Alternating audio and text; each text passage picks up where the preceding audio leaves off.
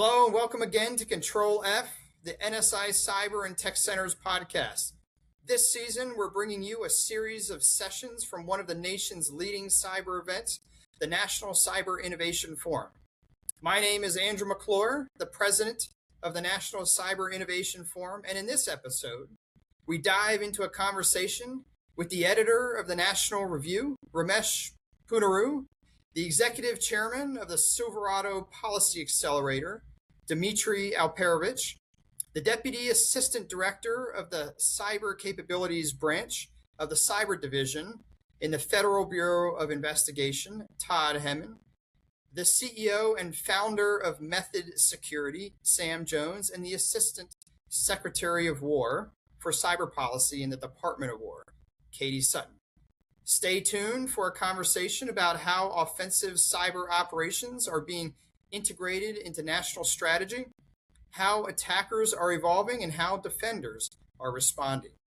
Drawing on perspectives from government and industry, panelists will explore authorities, best practices for public-private collaboration, and AI's role in accelerating both attack and defense.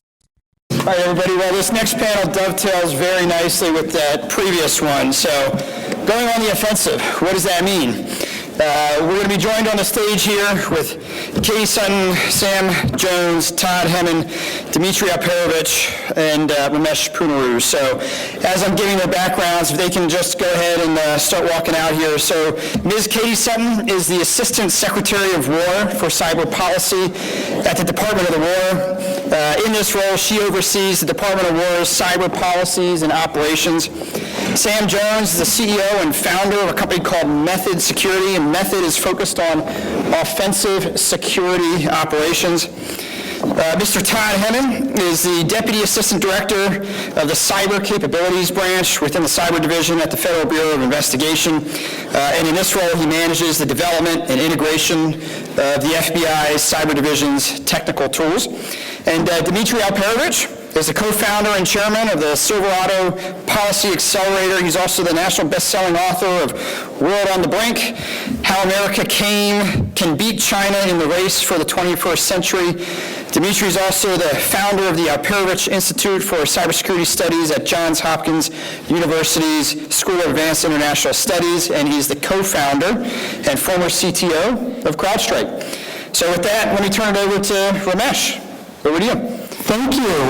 Really great to be here. I've been enjoying watching all the South Asian representation here. I think not since my parents were taking me to continuing medical education conferences when I was a kid have I seen so many of my fellow South Asians. So great to be here. I think we should launch straight into our topic here, and I'm going to start with you, Dmitri, by asking, what would it take for us to actually be going on the offense? And is this something that we're already in the process of doing, or are we still fundamentally reactive? Well, thanks for having me. Well, of course, we've been on offense for decades, right? We do have something called Cyber Command. That is the operational arm of the U.S. Department of War in the cyber domain. We've had the NSA and other agencies that have played a role. I think the conversation, and this has been an ongoing debate for the last 50 years, is what role does the private sector play in all of that? Because traditionally it's sort of been the government saying, you guys sit back, we've got it. Well, the reality is you look at what's been happening in the last 30 years, the problem is getting worse and worse. Even though the government is more involved than ever, we're doing a lot of things. The adversaries are getting more aggressive, the attacks getting more disruptive, whether you look at the criminal activity in the ransomware space, whether you look at the nation-state stuff, it's hard to say that things are better than they were 10 years ago, 20 years ago, right? So there is a question of how should the private sector be engaged? And look, I'm not one of those people that's like, let's unleash the private sector uncoordinated, let's give them letters of marque and go back to the days of the old. People forget now that the reason why we had letters of marque back at the founding of this country is because we didn't really have a U.S. Navy that was capable of defending the country and it had sufficient resources, so you kind of had to have these privateers that were going to to protect the trade interests of the United States. That's clearly not the case today, right? We have thousands of people up at Fort Meade, Cyber Command, and lots of other places doing stuff, but I think there is a recognition that the private sector can add scale and unique capacity to this issue that the government may not have. And whether it's related to take down an infrastructure jointly with the FBI and others in the U.S. government, whether it's related to even being able to provide unique offensive capabilities to the U.S. government, either operationally or in the tooling domain, we need to have much more integration and leverage the innovations that are in the private sector going forward. Levels of mark and reprisal, right? I mean, some of us like the reprisal part most. Thank you. Todd, speaking of the government role here, which, as Dmitri was saying, we traditionally think of the government role sort of preeminently in this space. How has the FBI's approach to cyber operations evolved in recent years, or has it? Yeah, so I love that you used the word evolve, because I do think that's an accurate depiction of how the FBI's offensive cyber operations program has come about over recent years. Before I talk about the FBI specifically, I want to talk about two significant contributing factors to our role in this space. One, in 2016, the standard for search and seizure authority for federal agencies expanded. It expanded to include remote access searches. Now, this was largely in response to anonymized techniques, think virtual private networks, think Tor, but this allowed the FBI to then use remote access operations as opposed to our traditional law enforcement search and seizure capability. And two, more recently, the threat landscape has changed. We are involved in a cyber arms race where cyber criminals, where nation-state adversaries have enjoyed technical successes against our historical, traditional law enforcement practices. So think techniques like encryption, obfuscation to mask identity or location, counter-forensic practices. All of these has made our job more difficult and traditional law enforcement evidence collection practices ineffective. So understanding increased legal authorities, understanding that traditional techniques have not been effective, we've had to move into this offensive space. We've had to apply techniques in order to be able to reach evidence or infrastructure where historically other law enforcement techniques were effective. So to answer the question, the FBI has gradually increased our use of offensive cyber operations, or what we commonly refer to in press releases as court-authorized operations, and we've become more proficient in this space. Just a couple easy examples where you're seeing court-authorized operations referenced over and over again: botnet mitigation, infrastructure takedowns, malicious domain seizures. All of those are spaces where we've really employed these offensive techniques. Well, usually we talk about going on the offense. There are real legal and operational constraints on the FBI's ability, and some of those presumably are there for good reasons. Can you talk a little bit about what the main constraints of that nature are? Yeah, absolutely. So let me get into the legal constraints, because I think that's maybe most relevant to your question. In order for the FBI to employ these court-authorized operations, a couple things must be true. One, we must have a predicated or open FBI investigation. So that's a base threshold where we have to have an open FBI case, which essentially means we must have some articulation of a factual basis for either evidence of a federal violation that has occurred or that we expect to occur.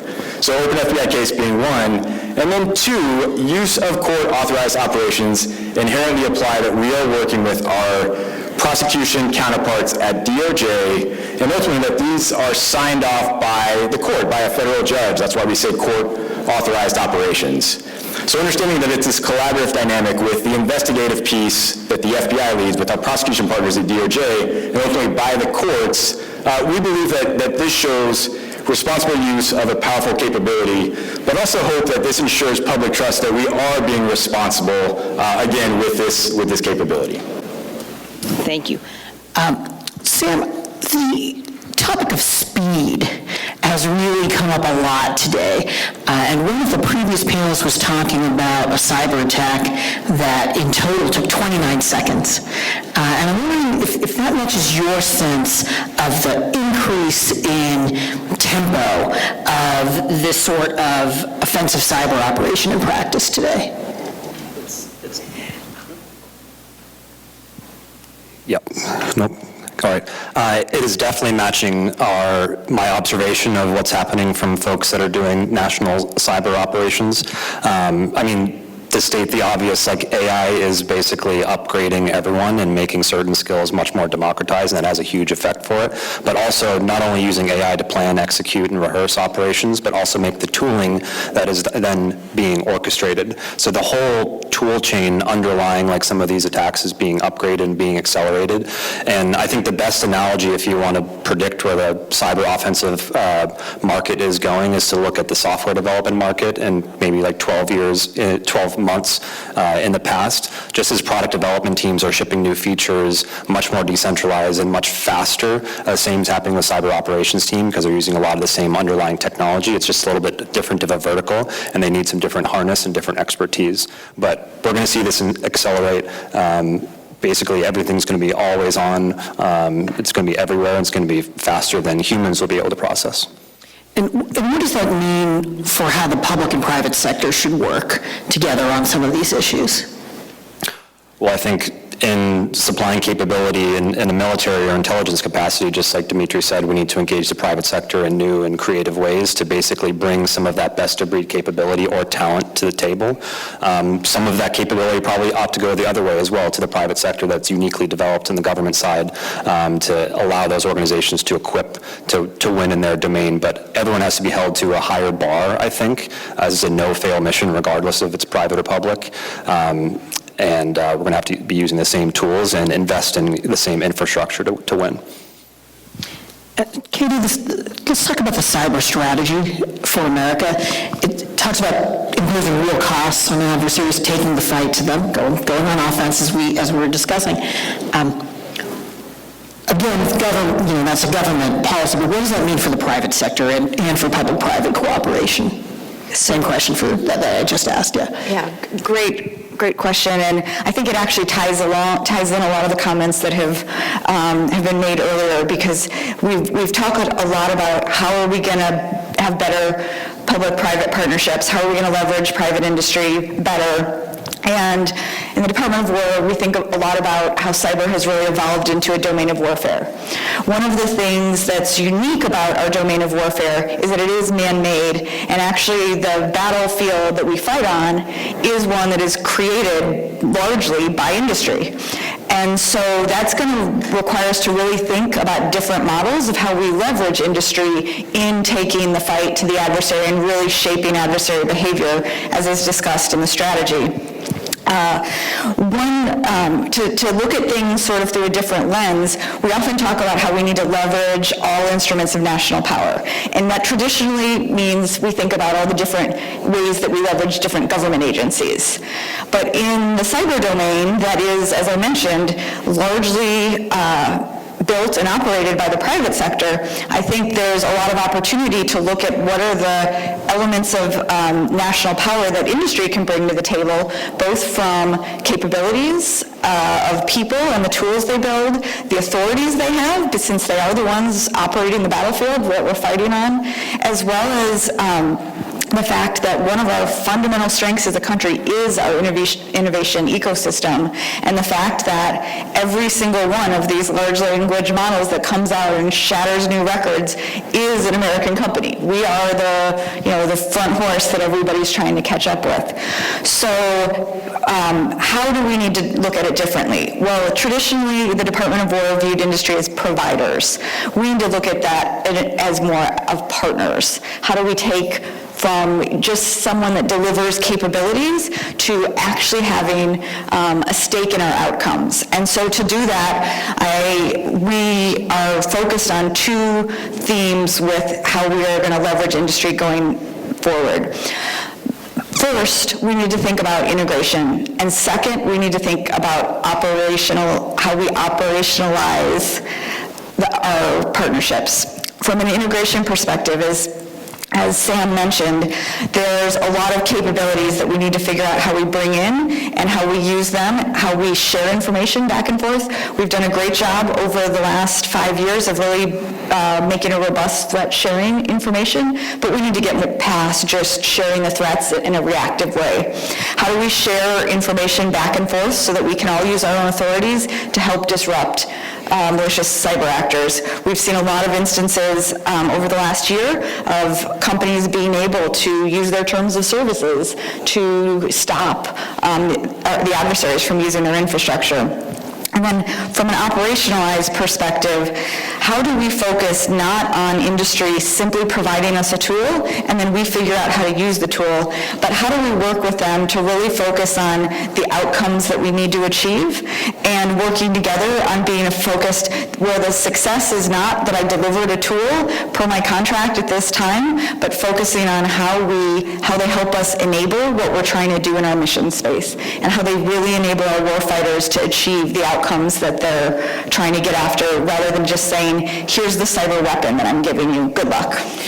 So outcomes and success are some of the key words that you were just talking about. I was wondering, how do we measure that? How do we think about it in terms of deterrence or degrading adversary capabilities? What's the right way to think about that and measure it? So one of the things that I think Alexei talked about this a little bit in the last panel is we're really pivoting what we see as our measures of success and how cyber can effectively be leveraged in future warfighting.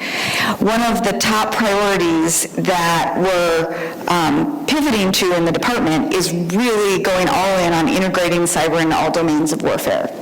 And what does that mean? That means that we're no longer looking at metrics that are talking about how effective we were against necessarily just a cyber actor or a purely cyber effect, but how are we being effective at supporting the joint force, the warfighter, in their objectives and kinetic operations. And we're seeing that the real power of cyber is not cyber alone, but cyber integrated with other kinetics and non-kinetics to be able to achieve the overall outcome. I obviously can't go into operational details here, but we have seen in some of the last few operations the chairman of the Joint Chief of Staff come out after every operation and say, cyber was a fundamental part that was integrated into this operation from the beginning. And that's the bar that we've set, and that's really what cyber is going to bring to the fight going forward. Does anybody else want to jump in on the question of how do we measure success? Just to add to Katie's point, like oftentimes in the context of offensive cyber, people think of cyber on cyber. That's actually like the least effective way to use cyber, right? It is what else can you do in the physical realm to degrade the adversary, as she said, in the combination with other effects you're trying to achieve. I actually think, when you think about what cyber can do, it's very, very similar, not to the traditional sort of bombing campaigns and other things, but to electronic warfare, right? Electronic warfare does not win wars by itself, but it's becoming a really, really essential part of warfighting, right? And whether you think about the Ukraine battlefield, whether you think about even the Iran campaign or Venezuela, it is absolutely integrated into the battle plans, particularly the air campaigns, but obviously the drone capabilities that you're seeing now on the battlefields as well. That is now cyber, except that it can really traverse everything from land, sea, air, and space as well, and amplify those effects and make sure that the overall goal of the operation you're trying to achieve has a greater chance of success. And just to add a industry partner perspective that we're seeing with some of the more leading edge organizations within the Department of War. Like, for example, my company's on contract with one of these operations group, and our measure of success is, are we having outsized impact that our users are measuring us on, and are we increasing operational throughput? So like, we live and die by that outcome, and I think that contractual structure and relationship with industry basically keeps everyone honest, and all we could ask is that opportunity. So I think that type of relationship on the capability side is going to set everyone up for success. I want to follow up a little bit on the point you were making, which is really interesting about not just being cyber on cyber, but cyber on the rest of the world. We've been reading a lot about the vulnerability of various infrastructure in the United States to some kinds of offensive cyber operations, and the pre-positioning of adversaries within our infrastructure. So how do we contest to that? Well, you're not going to deter it, right? You're referring to the Volt Typhoon campaign by the Chinese government to infiltrate our critical infrastructure that is done, as the U.S. intelligence community has said, for the explicit purpose of either degrading U.S. capability in the Taiwan contingency, our ability to flow forces to the Pacific, or to try to deter us from doing so. Taiwan is literally at the top of Chinese priorities and Xi Jinping's priorities. And making sure that unification of Taiwan happens on his watch, I think, is top of his mind. So there's really nothing you can do to him to try to stop him from achieving that goal, whether it's in cyber or elsewhere. Obviously, there's a lot we can do to deter the actual conflict if he thinks that will not be successful. But all these preparation of the battlefield stuff that he's doing that is short of war, you're not going to stop it. Should we give up? Well, no, of course not. We should be doing what the FBI is doing in terms of taking down infrastructure, making it harder for them to operate. But we should also realize that that is degrading their capability. It's not eliminating it. And there's nothing you can do to eliminate that. And my sort of response to people that are often asking me, like, well, how do we get them to stop, is literally say, well, go to an operator at Fort Meade and ask them what the Chinese or the Russians or the Iranians can personally do to them in cyberspace to get them to stop and disobey the order from the President of the United States. And the answer is nothing. So why would we ever think that the opposite would be true for them, for someone sitting in the PLA or the GRU or elsewhere? We should maybe make it harder for them. We should maybe make it less scalable, but we're never going to stop it. Anybody else want to jump in here? So, as to sort of pull on that thread a little bit, I think the answer is, what do we need to do to stay ahead? And that's where moving to an approach where we're very focused on outcomes, and particularly what strategic effects can we gain through cyberspace. And as we've mentioned now several times on this panel, I'm excited how much we've been able to highlight it, it's probably not all just cyber effects, but what effects and what capabilities do we in the department need to build to have options for the president and the secretary to use cyber means to achieve a broader strategic effect. As that's where we're really focused, is how do we build that into the planning for all of our warfighters, and how do we look at having those strategic outcomes that are things that often can be a unique activity done in cyberspace, and how do we leverage those rather than focusing on cyber just being a one-on-one replacement for a kinetic effect? What can cyber uniquely bring, and focusing on getting away from the tactical, sort of here's our day-to-day competition that we're going to do, and really looking at where can we leverage cyber's power below the level of armed conflict to have those strategic outcome options for our leadership. So building up those capabilities, of course, requires a workforce.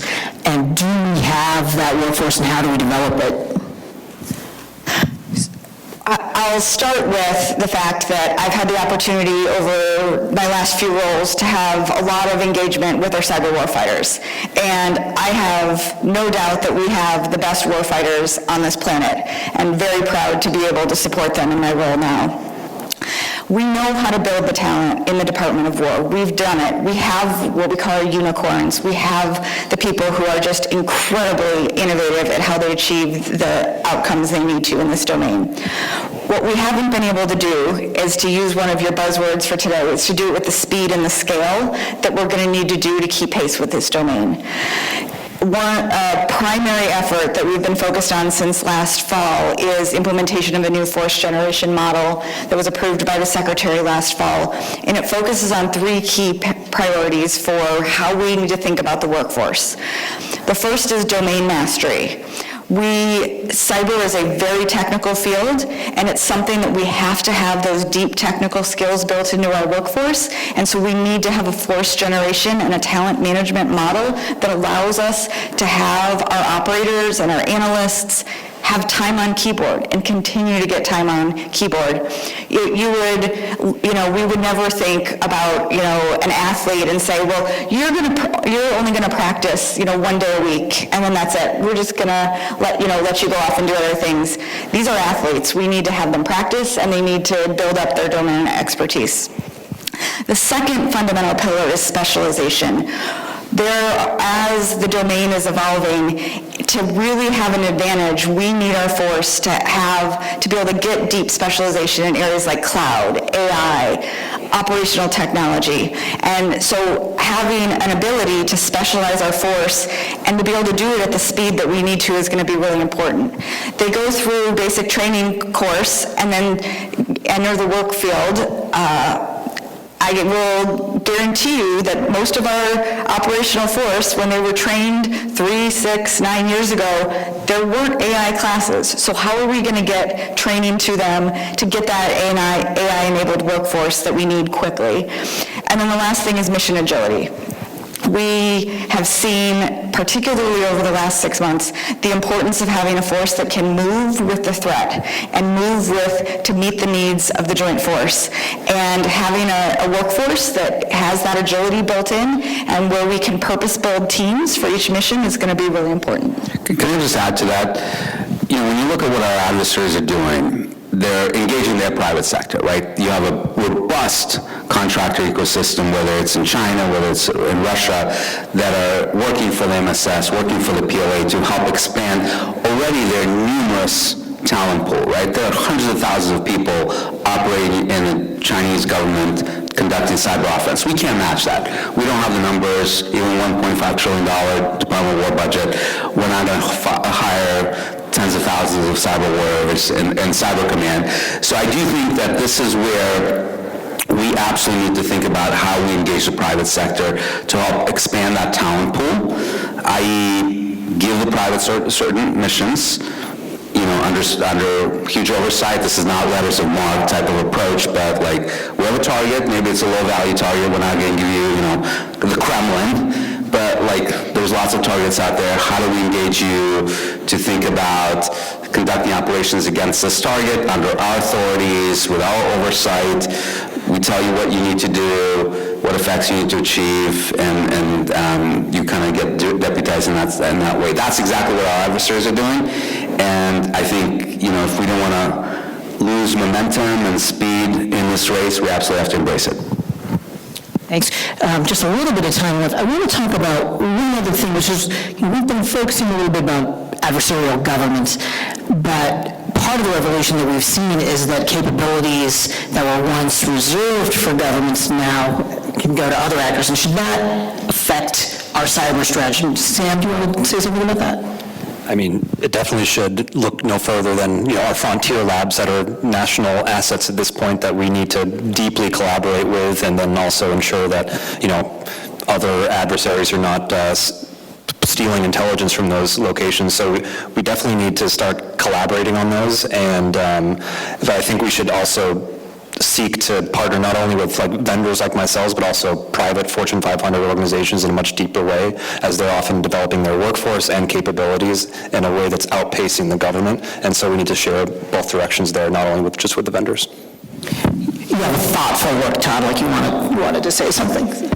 Yeah, no, I completely agree. I think you've heard it from all the panelists here. We have to be engaged closely with our industry partners. The FBI specifically has had multiple successes, Dmitri touched on earlier, working with industry where we have complementary expertise, and the FBI is focused on our legal authorities, but industry is able to come along with their specific capabilities. And I think of a recent case we had with Microsoft, where we took down, as part of a malware as a service operation, all of the administrator panels, all of the user panels by the developers of the malware. Microsoft came alongside of us and took down something in the neighborhood of 2,300 affiliate domains based upon their civil forfeiture process. So working together, we have dramatically more impact than we can do alone, and I think that's just a formula for success that we have to figure out. All right, so I'm tempted in the 1 minute and 15 seconds we have left to ask the tiny question of what do we do? We have this enormously fast conflict sometimes, and all these automated systems. How do we ensure, or do we ensure, that there remains an element of human oversight here? So, You can get that in 50 seconds, right? exactly. There's a lot of talk about the idea that we're going to have autonomous cyber agents running around. That's not something that the Department of War, I think, sees as a reality, and not how we're looking at leveraging these tools. And a key statement that I often make is agentic AI does not mean autonomous. It does not mean like fully autonomous. There will always be a need for our operators to operate these tools. These are just tools. And what it is going to do is force us to really rethink the human-machine interface and how we do human-machine teaming more effectively and faster, because we are still going to need to have that human in the loop. We still will have accountability, just as we have accountability for every other domain of warfare today. We will have accountability in how we're using AI. But we are going to have to think about how we do that faster and how we make sure we have the right policies and doctrine in place up front that allow us to leverage the tools, but set the guardrails in place to make sure that we're using them appropriately to get the outcomes that we need. All right, I hope you'll join me in thanking this great group of panelists. Thank you. That's a wrap for today's episode. Thanks to Hannah Haynes, Keelan Wolf, Claude Jennings, and the entire NSI CTC team in helping us produce today's episode. Be on the lookout every Monday and Wednesday for more sessions from the National Cyber Innovation Forum. If you like what you heard, be sure to rate, review, and subscribe. Thanks again.